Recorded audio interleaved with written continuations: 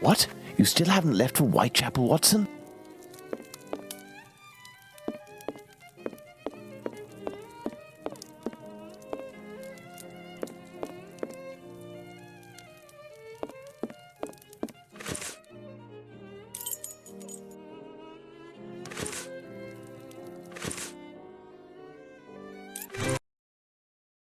Well, if I follow Holmes's instructions, then to begin my investigation into this leather apron, I must first head to the police station.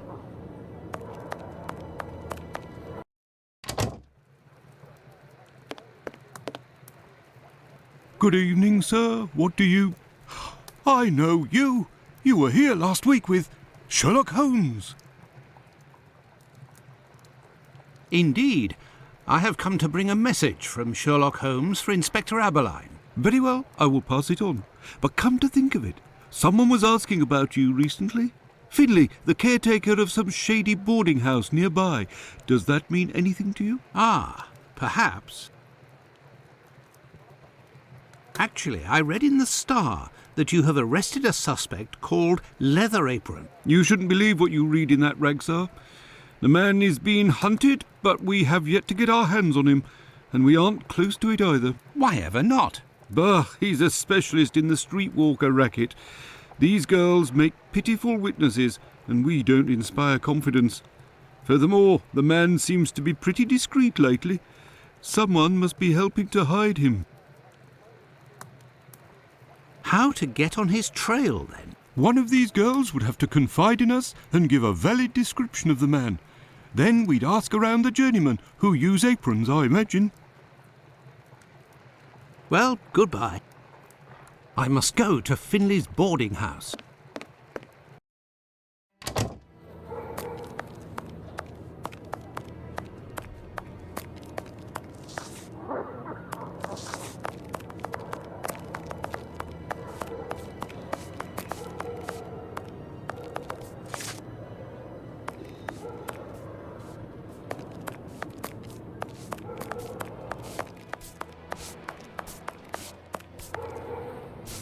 Good evening, Finlay.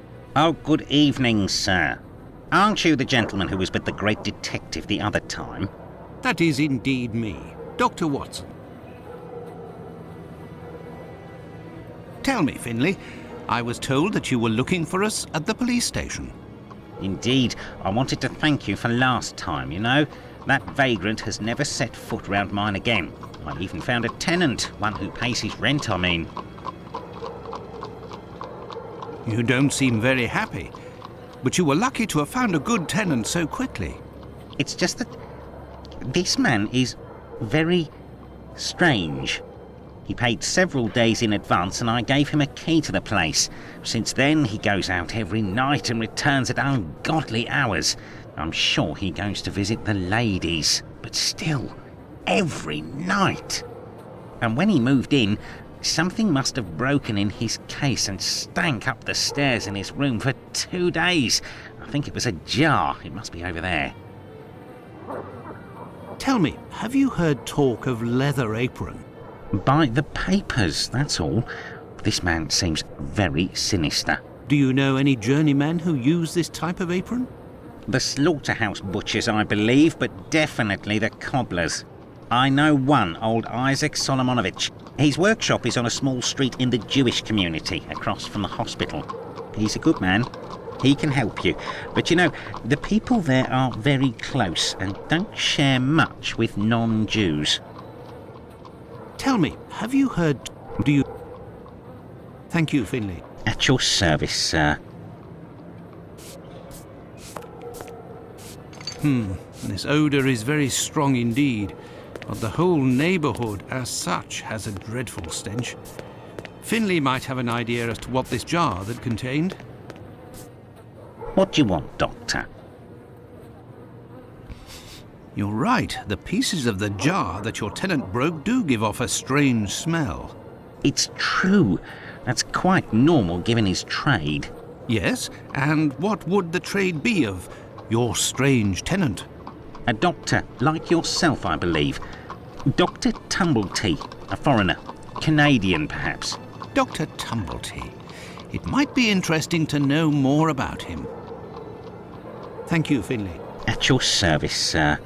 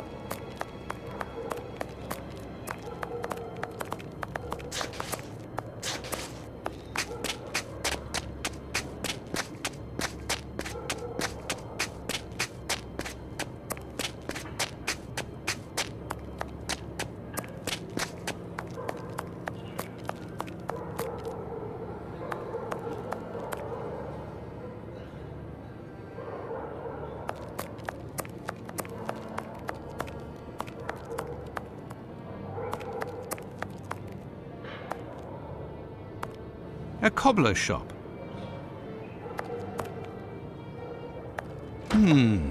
Closed. I will return later. The policeman said the street girls would know something about the leather apron. Maybe I should go and see Lucy.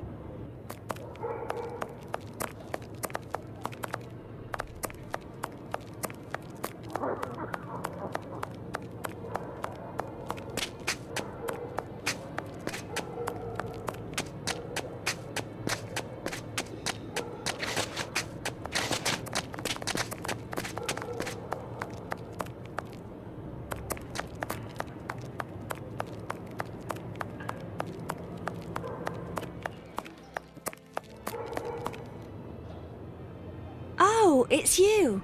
I'm coming. Dr. Watson, how are you? Well, and yourself? And how's your uncle? Oh, he sleeps a lot, but he doesn't seem to be suffering. Your medicine has worked wonders. Thank you again. It was the least I could do. I have come to see you about a certain leather apron. Have you heard of him? Oh, yes, of course. Terrible things are said about that man. Have you ever come across him? Goodness gracious, no. But I know that he has threatened and taken many girls in my situation. I don't know what more I can say, but Bella would be able to tell you some. Who is Bella? Bella Pullman. She's the landlady of the place where I could take you there if you like. Please do. It's me. It's Lucy. This gentleman would like to speak to Bella. It's the doctor who helped me. I must leave to return to my uncle. Thanks again.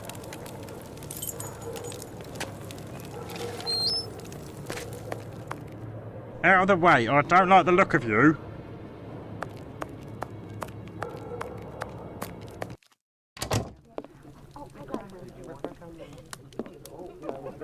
Can I get a refill, please? If you'd be patient, Madam Bella will arrive in a moment. Good evening. I am Dr. Watson. It is young Lucy who told me to come see you. Ah, so you're the Good Samaritan who saved her uncle without asking for anything in return. And now you've come to see me, no doubt, to explain that the poor little thing doesn't belong here and you will see to her future. Well, if you expect me to let her leave with you... It's not that, ma'am. You should know I am a married man. And why should that matter? I believe there has been a misunderstanding. The reason that Lucy sent me here is that you may be able to give me some information about Leather Apron. Are you a doctor or a constable? I am most certainly a doctor, but I am acting in this matter in a private capacity, and I would like to find this man. Well, if you're able to rid us of him, I'll give you a week's worth of free passes. That man is a thorn in our sides. He spies on the girls in the streets and watches them inside the houses, spying through the windows. And as soon as they're finished with a client, he jumps on them without any warning and forces them to give him their money. I've never seen him, but one of my girls was attacked by this man, and she said that he wore a leather apron and carried a knife. And his face, oh, he has a horrible head, with rat's eyes and a deformed mouth. She even said that she knew his name, Pizer, I think. But I don't know where she can be found. Margie, Nutcracker, the girl I'm talking about, could tell you more, but I had to let her go last week. Why did you let Margie go? The poor girl caught a shameful sickness, and the symptoms have attacked her face, if you know what I mean. So I gave her notice, and a little bit to help her along. I don't know where she is now, but she'll certainly be getting treatment at the clinic if she's still in the neighbourhood. Did you speak to the police? Pah, what would they do? Who cares about the girls in the streets? Very cool.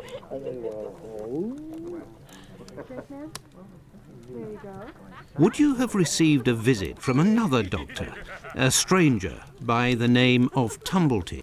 I'm just like you, Doctor, sworn to secrecy in my profession. But as I've taken a fancy to you, I can tell you that this name is not unknown to me. And if you do me a little favour, it is possible I might remember something about him. What kind of favour must I do for you? You see that man over there? He's a rich artist, a painter, a regular client round here. Well, yesterday, he came and left his cane in the umbrella stand in the hall before going into one of the rooms. Well, when he returned to this room, the cane had disappeared. It's a cane with a massive silver knob. Must be worth a fortune. He threatened to call the police unless he got free services in my establishment for a year. I'll be forced to accept, unwillingly, of course, given the services that he's demanding, unless the cane is found. Did you question the residents regarding the theft? They didn't see anything, and there's not one of them that would risk stealing from a client here. Who was in the room when your weasel of a client was in the chambers? There were a few that came and went, but Mary could tell you better than I can, because she was the one at the counter yesterday. Thank you, ma'am. No problem, my angel. Can I get a refill, please?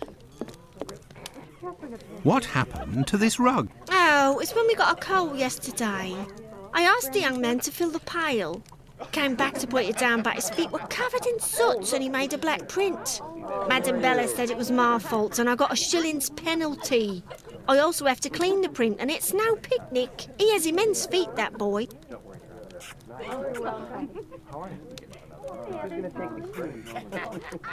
I heard that there was a theft yesterday. Did you see anything? No, and I was here the whole time. Who delivers the coal? It's never the same person. I'd never seen that lad before. Do you always keep an eye on the coat stand? Oh, yes. Well, when the coal delivery came, a client came out of the chambers and stopped me from seeing the boy who brought the bucket of coal. You don't think he would have taken advantage? Until next time, miss. With pleasure, sir.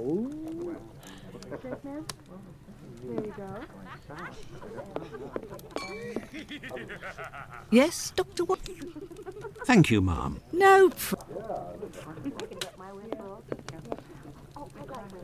Good evening, sir. Good evening, my dear man. I was led to believe that you're a doctor. None of the residents of this establishment are among my patients, sir. Oh, you're not here as a doctor, but as a man, then. I understand. This is my kind of place, too. It's in these houses in Whitechapel that you find the girls that are the most natural and definitely the most docile. Your way of speaking about these women is not that of a gentleman, sir. I heard that you were the victim of a robbery here. Oh, I'm not complaining. The loss of that walking stick will certainly bring me a very pleasant compensation. What does your cane look like? The stick is ebony, about 35 inches long. The round knob is made from chiseled silver with a ring around the middle of the same workmanship, just like the tip, for that matter. If you find it, don't tell a soul. Keep it for yourself. Got it? Well, goodbye, sir. Goodbye, or until next time. And good evening.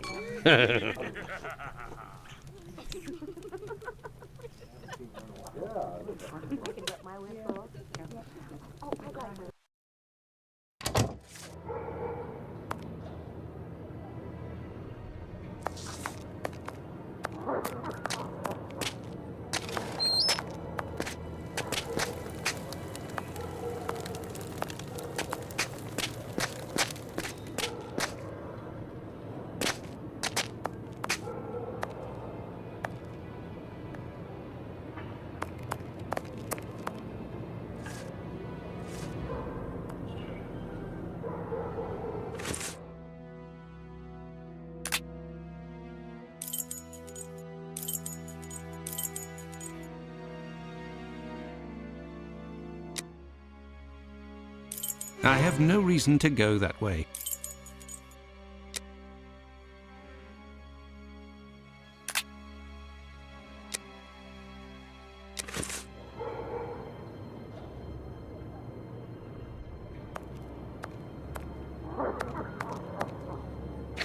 Now time to chat, I've got business, got it?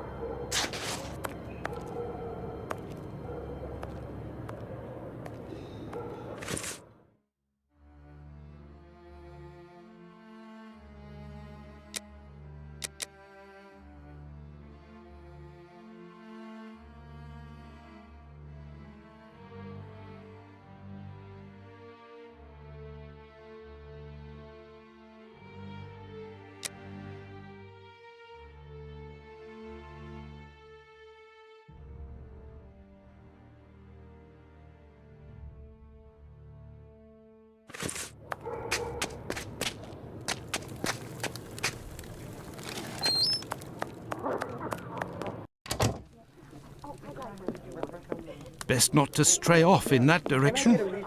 Best not to stray off in that direction. Best not to stray off in that direction.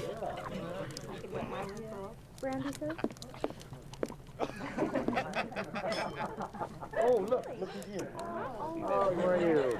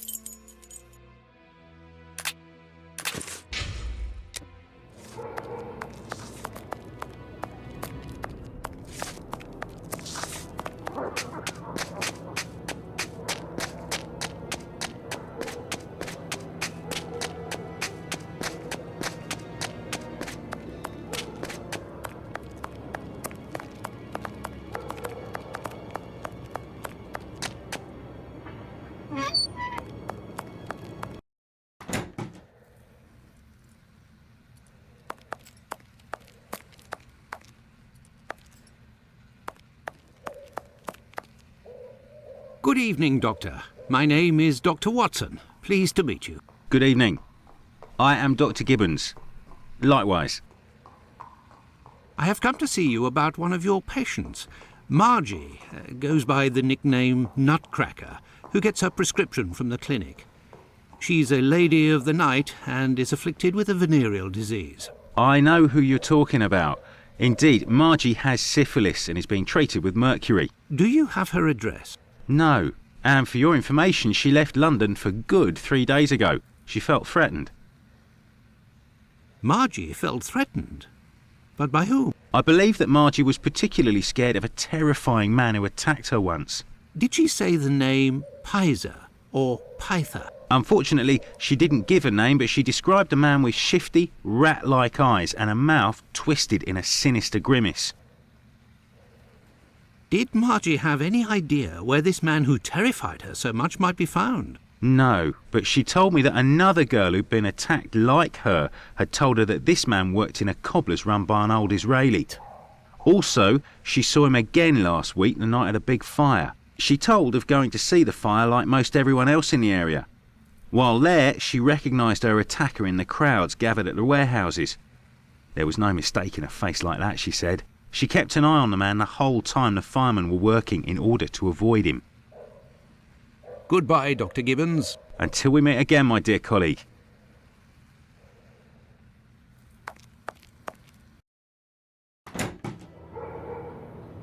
This interview with the doctor revealed an important fact. Leather Apron could not be the Bucks Row murderer. According to Margie, the villain passed most of the night of the crime at the fire. He could not have been at the scene of the murder at the moment it was committed. He is nonetheless a dangerous character.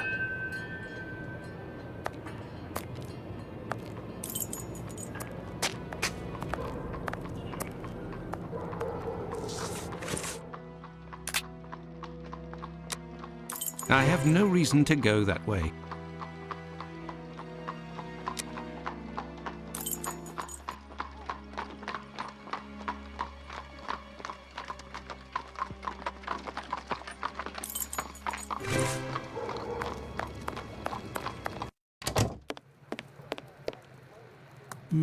The night is cool.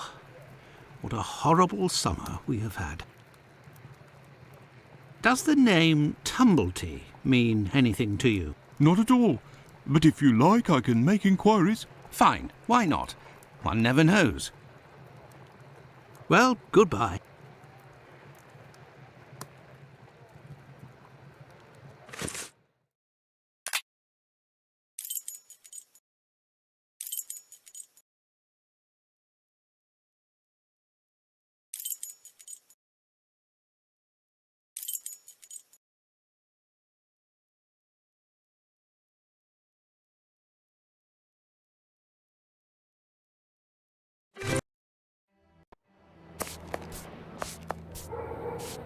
What?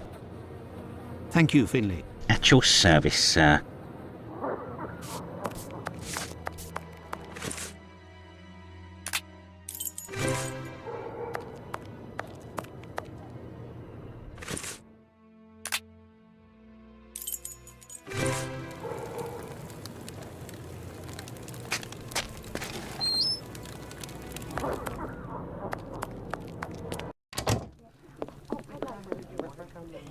Yes? Thank you, ma'am. No. Yes, sir. Until next time, miss. With pleasure. Oh, look.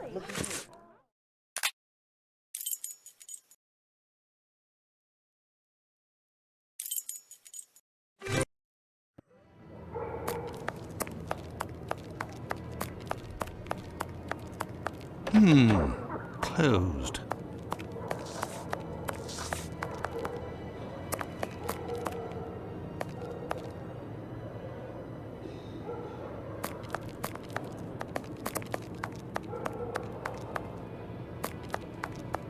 I have no reason to go that way.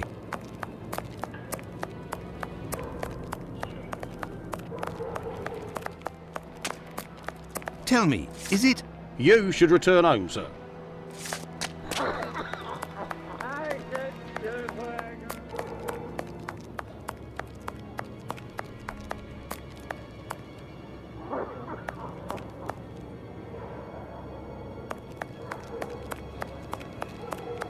I have no reason to go that way.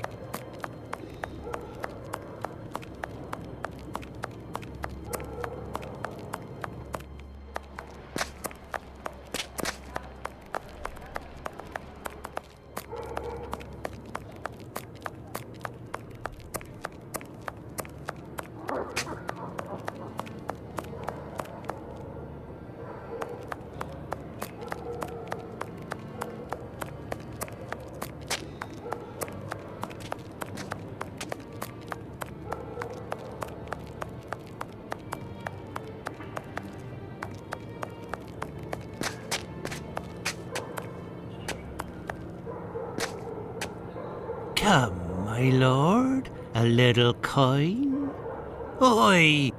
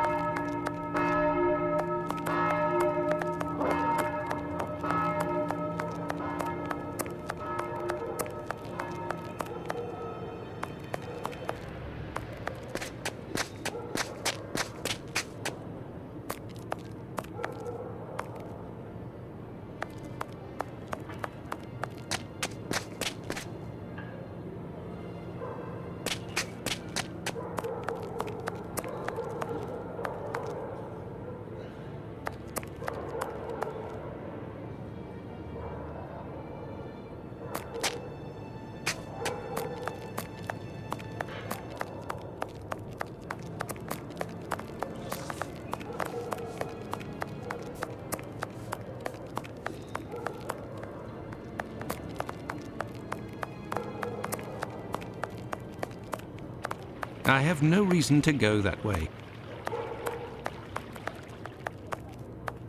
If you have the means, I can let you pass before everyone. But behind me.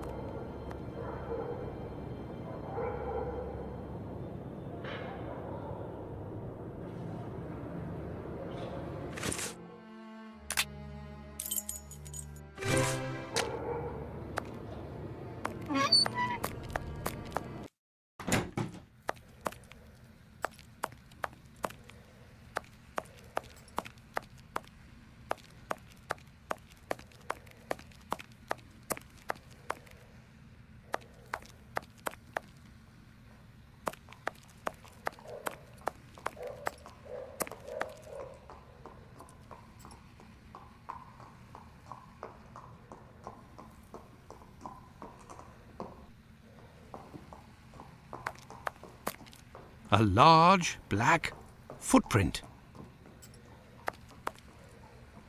What can I do for... Pardon me, Doctor, but who made the large black footprints there near the beds? The brother of one of my patients.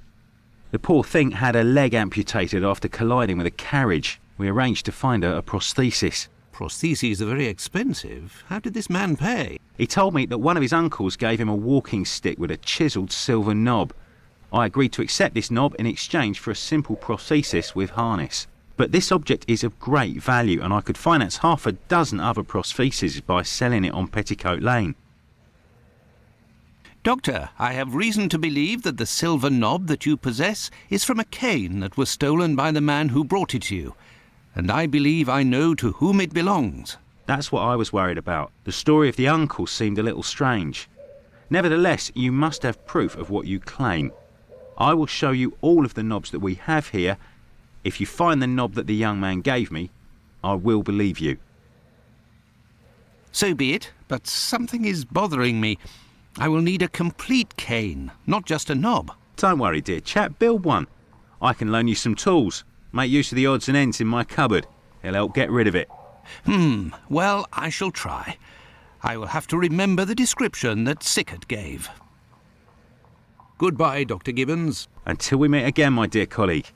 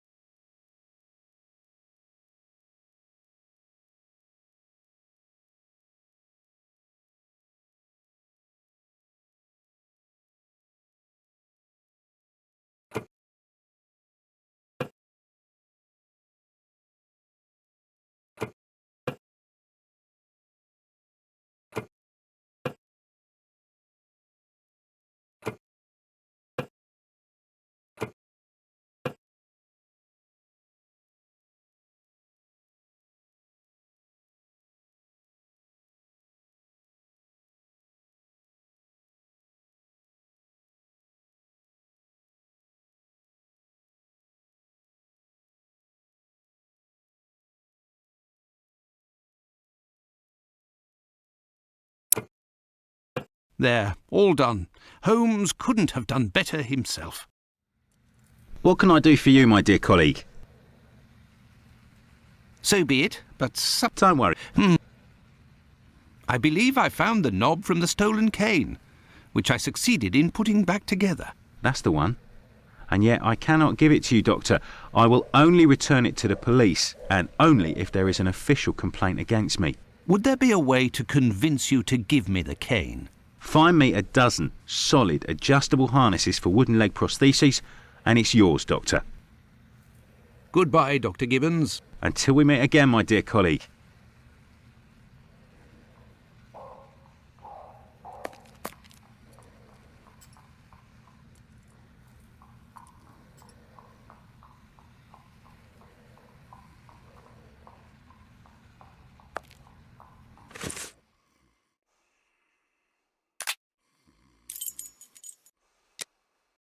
I have no reason.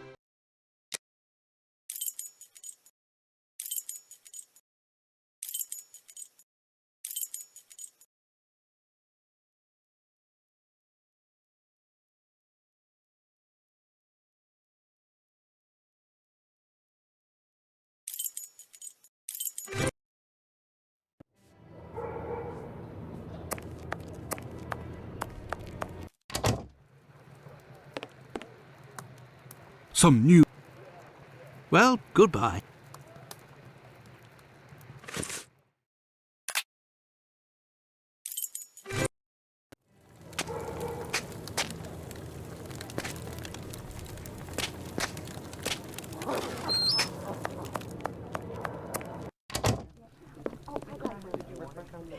Yes?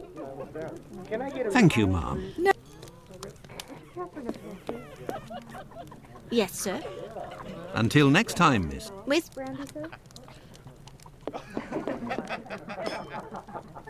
Lucy. Well, goodbye, sir.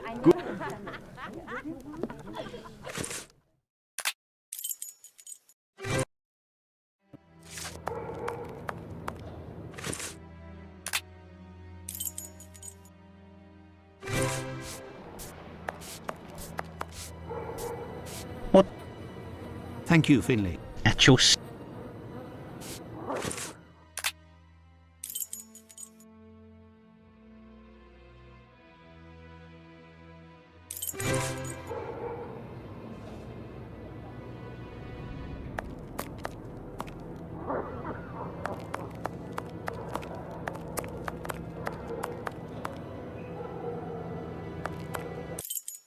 There's nobody here. How very odd. I say, these things look like harnesses. Oh my, they are noisy. Good evening, sir. Pardon the interruption. The door was open. I didn't think that I would find anyone working at this hour. Good evening, sir. I didn't hear you come in. Say, those things that made noise, they are really harnesses, aren't they? Yes, horse harnesses. But I must tell you, sir, that the store is normally closed at this hour. That is why I've asked you to return tomorrow. I didn't come about my shoes. I came to speak of a cobbler, perhaps one of your former employees, a man with very particular habits. You aren't with the police by any chance? I'm sorry, but I do not want to speak of anything but shoes with you. I am not a policeman. I am Dr. Watson. It's Mr. Finlay, who told me that you might be in a position to inform me. Ah, that Mr. Finlay is a very brave man. And if he sent you, then you must certainly be a worthy man also. So, Doctor, who is this cobbler with strange habits? The man of whom I speak is called Pizer or Pyther, a man with a frightening face. Do you know him? Yes, John Pizer. He worked here for a while, but he is no longer here. Do you know where I can find him? No, and if you look, you will not find him. Why? Because he is in hiding, Doctor. You see, a week ago, a horrible murder took place in the neighborhood. A rumor circulated that he might have been responsible for this crime. They say he has quarreled with women of certain virtue in the past, if you understand me. Isaac, it is about the Bucks Row case that I have come to see you. I have the certitude and an incontestable witness that Pizer is innocent, at least of this crime, although he has attacked a number of street women. If he doesn't come forward to explain himself to the authorities, he is condemned to hiding and to take the fall for this murder. Furthermore, it will cast suspicions on your community because they must be hiding him. And while the whole police force is hunting for him, they cannot concentrate on the real assassin who roams the streets and, one never knows, may take any one of you any day. If what you say is true, your visit is a godsend to our community, Doctor. I tell you something. I know Sergeant Thick, an honest policeman who lives in the area. I'll tell John's family that he must go there to explain himself. But if you could please go as soon as possible to the police to give them this report that you say is incontestable. I will go as soon as I take leave of you. Thank you.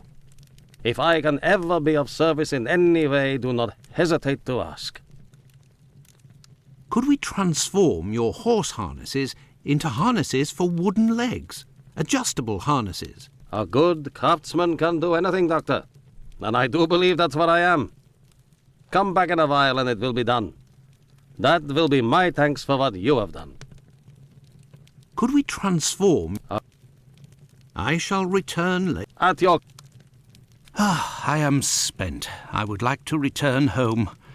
But I promised to go to the police as soon as I could. Now then, let's go to the police station.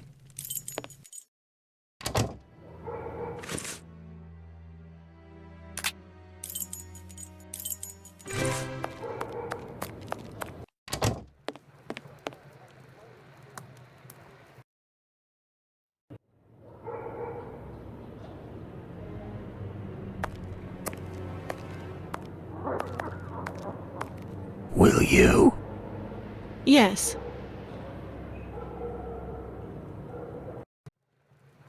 Hey, Doctor, you seem tired.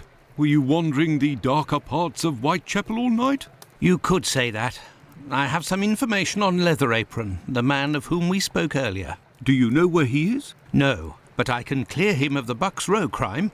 A witness proved him totally innocent. Oh, Watson, is it only now, after many hours of walking, that you decide to pass on the important message that Inspector Aberline is waiting for? But, no. But what are you doing here, Holmes? I was worried, Watson, and with good reason it would appear. Go give the message to this policeman and let's go home. Nobody appreciates me hanging around here, you know, and it's freezing cold. Ah, Creddle, none too soon. You will take the testimony of this... No, you continue with your duty shift. I must find Chandler in Ambry Street. He struck again. Who? The murderer, the Bucks Row assassin. Hanbury Street. Let's go, Watson. We have no time to lose.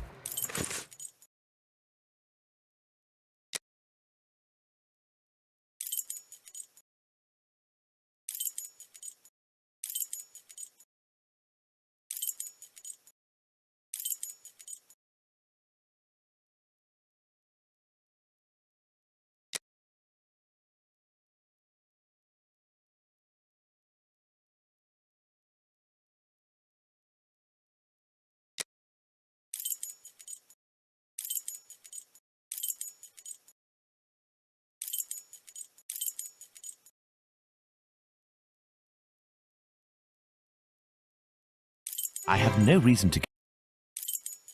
I have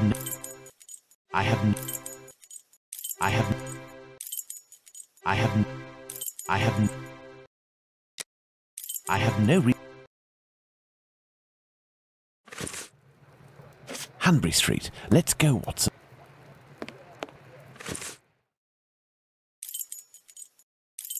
Hanbury Street. Let's go, Watson. We have no time to lose.